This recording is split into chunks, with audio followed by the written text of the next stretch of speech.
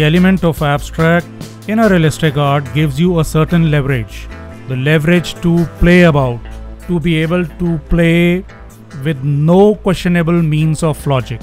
Now for example, in this painting, if someone asked about the blue in the red apple, I could simply say, "Bhai meri marzi." But then, here's the catch. When you do an abstract, it should not be something vague. It needs to have been backed by your aesthetic intellect. Oh, hello, wait, stop. Stop. Okay, well, come back.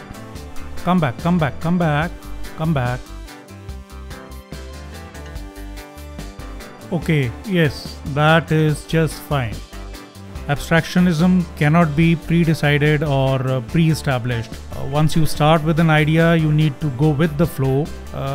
It's an absolutely intuitive process, and only then will your artwork have the essence, the soul, or the power to engage with its beholder.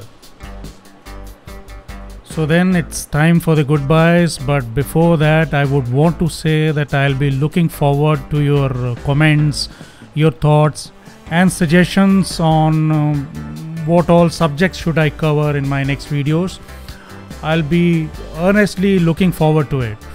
And yes, if you liked this video, please subscribe and share, and don't forget to hit the bell icon so that you get a notification when I post my next video. Thank you and take good care of yourself.